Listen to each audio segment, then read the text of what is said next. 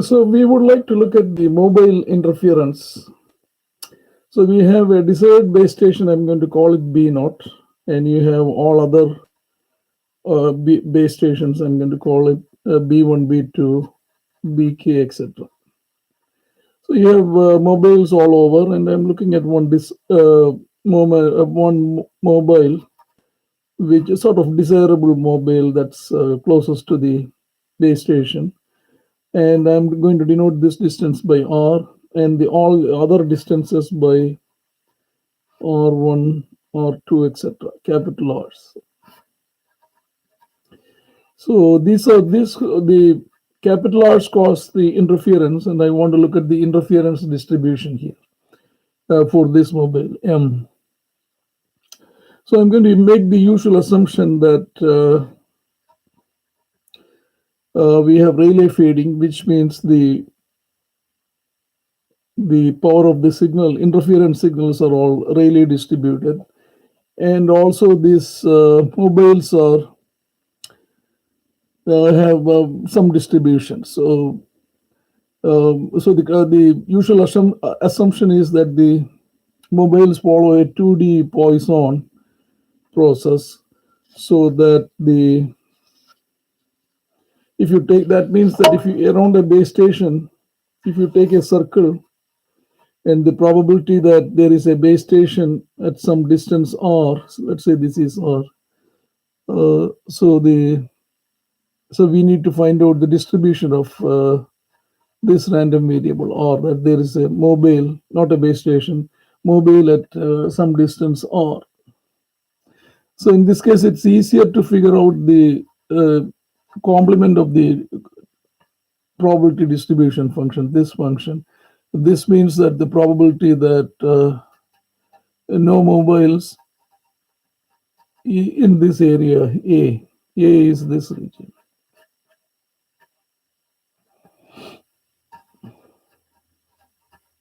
But that region, so the 2D Poisson assumption means the probability that there are k mobile is Poisson distributed, where the Poisson parameter is, so probability of, if x represents the number of mobiles in this region, then this is e raised to minus lambda lambda k over k factorial, where lambda is proportional to the area, which is, we are going to take it as 2 pi r squared.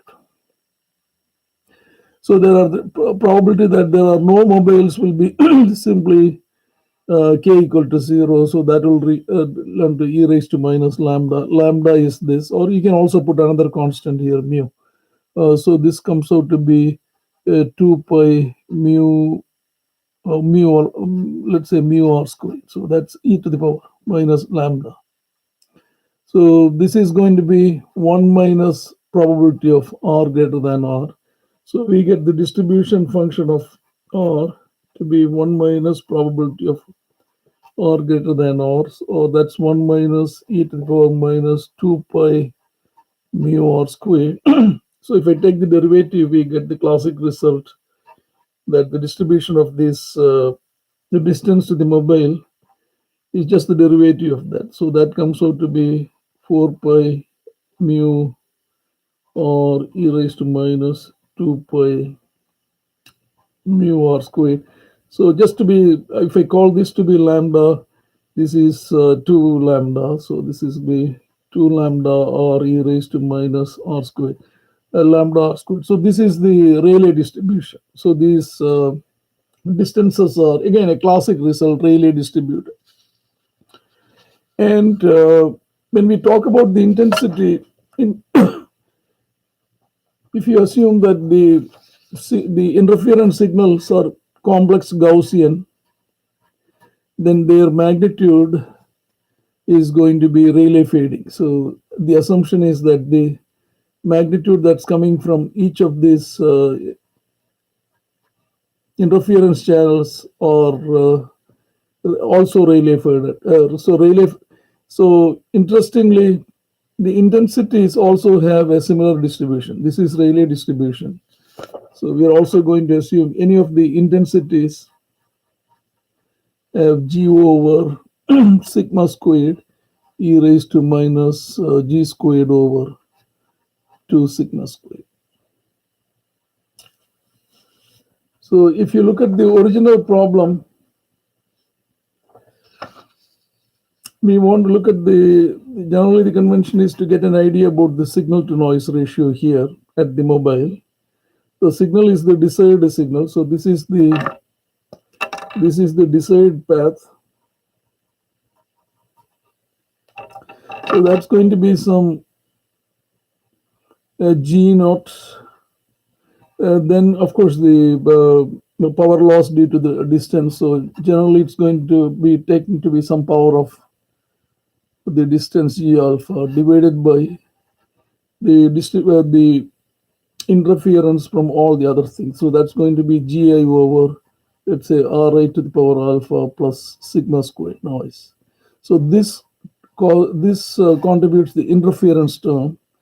And here I'm mainly going to talk about this distribution of this interference and show again a classic result that's well known, that this distribution of this interference is not Gaussian. So let me call I to be summation of Gi over Ri to the power alpha. So SNR is of the form some G naught over to the power alpha divided by sigma Gi over Ri to the power alpha. So alpha, whatever alpha is in a usual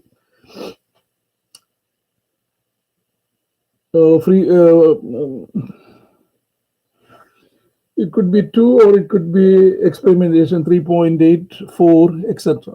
So we will use the convention 4 to make some conclusions later. But in any case, so the interference here is summation of Gi over Ri to the power alpha. So the assumption is Gi is Rayleigh distributed with some parameter sigma 1 squared, and Ri is also, I'm going to call it Y, is also Rayleigh distributed according to some parameter sigma squared. So in reality, Gi's are of the form Fg, as I said, Fg is here. Fg is of the form G over some sigma 1 squared e raised to minus G squared over 2 sigma 1 squared. And this is Fyy is actually, as we mentioned, this is of the form e raised to minus lambda r squared multiplied by 2r lambda. So I'm going to call this as r over sigma 2 squared. 2r and lambda I'm going to call e to the power minus r squared over 2 sigma 2 squared, just to bring it into this form, or we can leave it in this form also. So we want to see the distribution of this interference quantity. That's the goal here. So offhand, it would think that if you have a large number of interferences from central limit theorem, this should be Gaussian. And that's others have shown that this is not true, and I'm sort of giving you a separate proof for this. So the best thing is to start with the ratio G over Ri. So I'm going to, let me call Z to be X over Y. So let's look at this problem. Both are Rayleigh. Y is also Rayleigh. And so when we solve this, we'll see the issue involved in why this doesn't turn out to be Gaussian. So the assumption is here X, Y are independent random variables. And let's look at the density function of the ratio. So we'll start with the distribution of Z. Notice that once we do this, this is and the conclusions will lead us to conclude about the interference problem. Right? So this is one of the components in the thing. So if I call this Zi, the interference is the sum of several Zi's like this. So the distribution function of Z is probability of Z less than or equal to Z but z is given to be x over y less than or equal to z. So this is the same. X and y are both Rayleigh is something like this. So this is fxx. So that's x over sigma squared, sigma 1 squared e raised to minus x squared over 2 sigma squared, sigma 1 squared. So it's a non-negative random variable. Since it is non-negative, we can rewrite this as in this region. That means we need to only worry about the so this is the x equal to yz, and the x less than yz is this region. So this is where we basically need to integrate. So this will turn out to be the joint density function. X and y are independent, so it becomes dx dy. X goes from here to here. So x goes up to, so this is 0 to yz. So x goes from 0 to yz, and y goes from 0 to infinity. So when we take the derivative of this, we get the density function of z.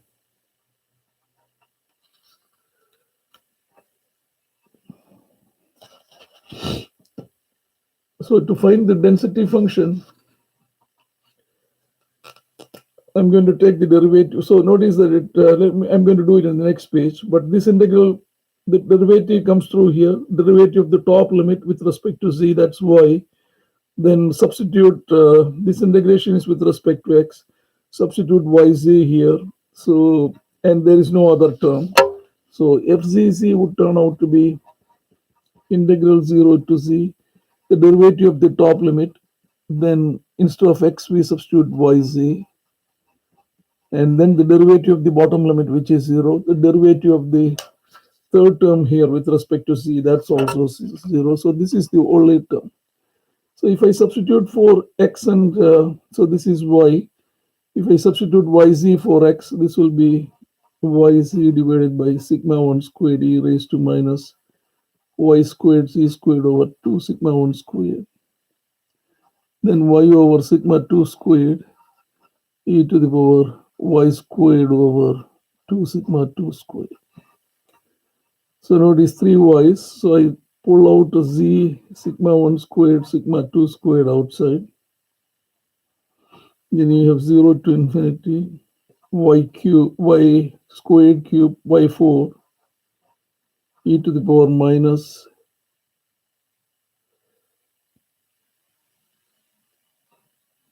y squared I can pull outside. And then I have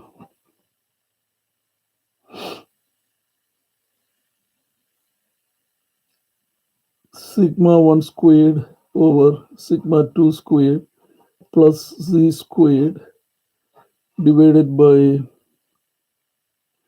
2 sigma 1 squared. I can rewrite it in this form. This is 4 dy. So we need to simplify this. So I'm going to make the obvious assumption that this is u. So I'm going to substitute y squared over 2 sigma 1 squared multiplied by sigma 1 squared plus sigma 2 squared plus z squared to be u. So that du will be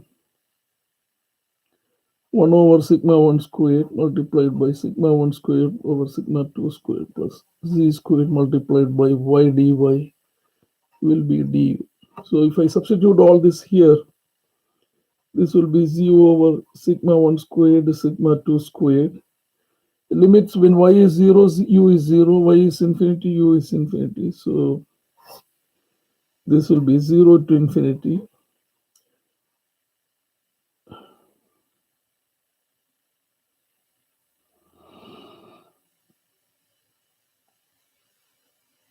So this is a mistake here. This is one y, another y, another y. So this is y cubed here. So notice that y dy, one y dy would become part of du. So y dy is this divided by this, and another we have another y squared. Y squared is, so I'm going to substitute from here. So that's going to be 2 sigma 1 squared divided by sigma 1 squared over sigma 2 squared plus z squared. This is y squared e to the power minus u multiplied by u, and dy will be du divided by this quantity. A y dy will be du divided by sigma 1 squared plus sigma 2 squared plus z squared, and a sigma 1 squared here. So notice that 1 sigma 1 squared cancels.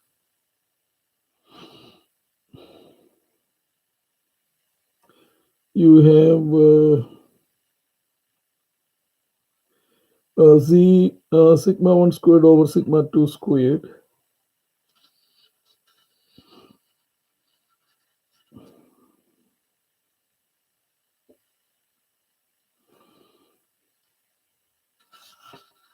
So this will turn out to be,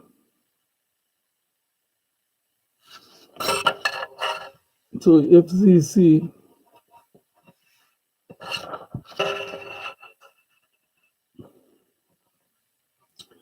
is 2 sigma 1 squared over sigma 2 squared multiplied by z divided by sigma 1 squared plus sigma 2 squared plus z squared.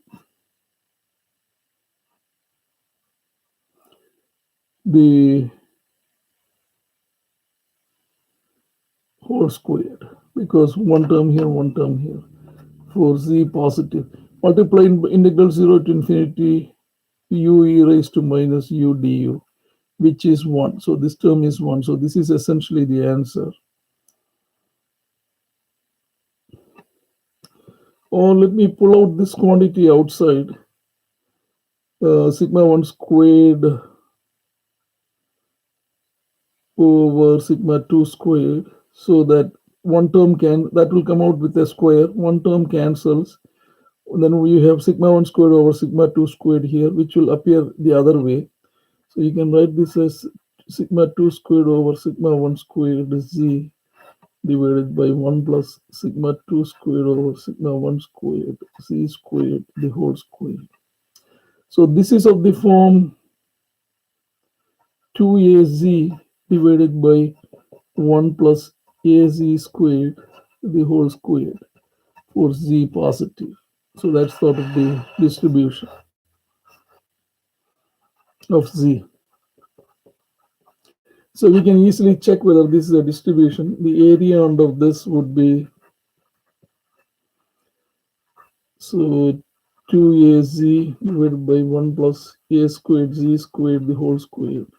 So if I call 1 plus a squared z squared to be v, 2a squared, not a squared, a. So 2a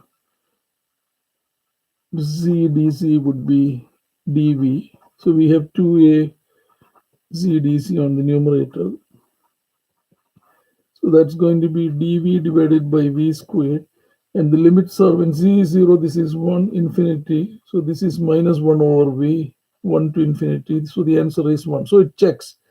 So we have the distribution as, so the first step was to derive the distribution of a single term with a lower power, to show that it's of the form A to B. So if we have, the result is C, which is x over y, to summarize, where x is Rayleigh and y is Rayleigh, is independent Rayleigh. This has the distribution that we just derived, 2az divided by 1 plus a z squared, the whole square. So the issue is its mean and variance. So let's compute the mean and variance. So expected value of z is integral z of z dz. So this is 0 to infinity. So this is 2az squared divided by 1 plus az squared, the whole square. So notice that this we can simplify by adding and subtracting 1. So if I pull out the 2 outside, this becomes 1 plus az squared minus 1. So this is 1 over 1 plus az squared, one term, minus 1 over 1 plus az squared, whole squared. Both the terms I believe are integrable, because here you can, to integrate this, simply put AC squared equal to uh,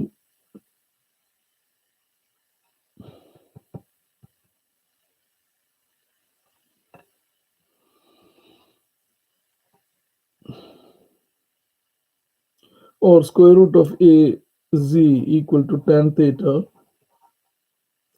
so that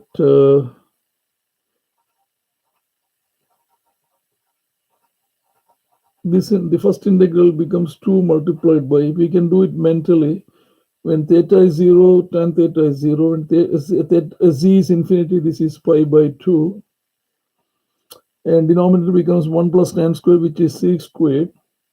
The numerator is dz is sec squared theta by d theta, so this is 1 over square root of a. This is simply d theta, so this is so this is just pi by 2. So this is simply pi over square root of a is the answer. Minus same thing here. If I use the same substitution, this will come sec squared and sec 4. So this integral becomes exactly the same as here. 2 over square root of a, 0 to pi by 2, 1 over sec squared, which is cos squared theta d theta. This we can write as 1 plus cos 1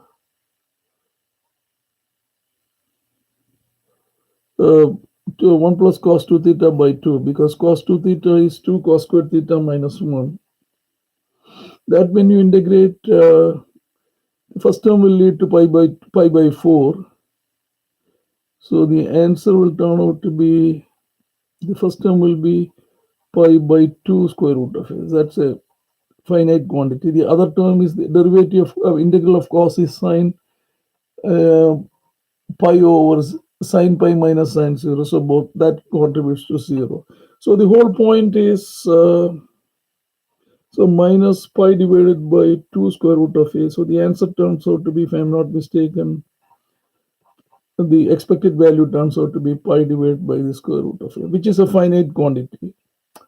The issue is with its second moment, or the variance. So to find the variance, if you look at z squared, this would be integral z squared fzc dc. And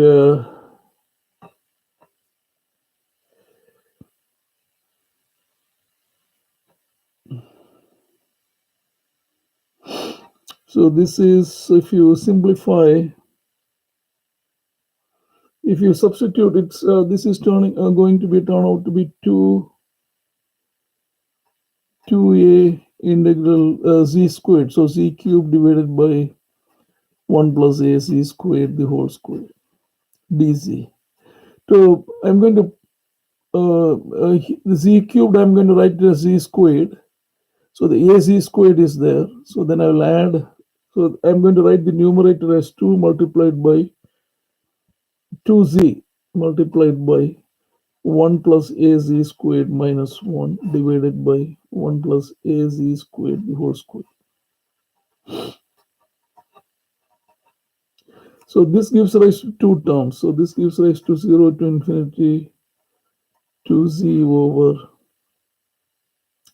1 plus az squared dz, then minus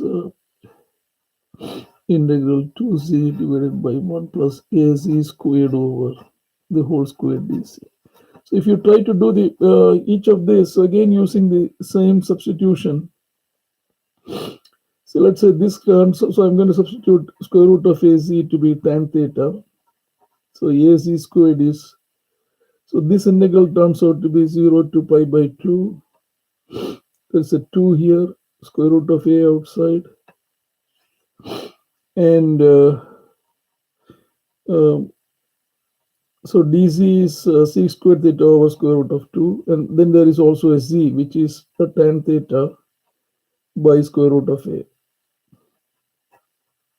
and the denominator is sec squared, so sec squared cancels, and there is a sec squared theta here, sec squared here, so this cancels. So the issue is this, so this integral will turn out to be 2 over a integral 0 to pi by 2 tan theta, which is sin theta over cos theta d theta. So if you take the cos theta to be u, then du is minus sin theta d theta. So this will turn out to be minus 2 over a upper limit minus lower limit. And issue is with the lower limit, because so this will turn out to be log of cos theta with a minus sign 0 to pi by 2. And you can see this blows up because cos pi by 2 is 0, log 0 minus infinity. So this will blow up to infinity. So the second moment blows up. Consequently, the variance is now infinity, undefined. Right? So consequently, if you look at this variable, which is simply sigma gi over ri, these are like summation over I according to our notation xi over yi. This is sigma zi, but the zi's are now like Cauchy, not exactly like Cauchy, but with second moment undefined, and consequently the central limit theorem doesn't apply, and this doesn't converge to a normal distribution. Whatever it is not normal. So that's the point I wanted to make here. Now, if you look carefully, the interference was not actually was of this form. So the same argument would go if you put a power alpha which is greater than 1. Let's say alpha is 4 as conventionally taken to start with. So the same argument would go through. It just gets a little more complicated. So you can a couple of ways you can do this. So the easiest one is just redo the same problem with the power 4, and the distribution is not this clean, it's a messier one, but nevertheless the or you can also argue that the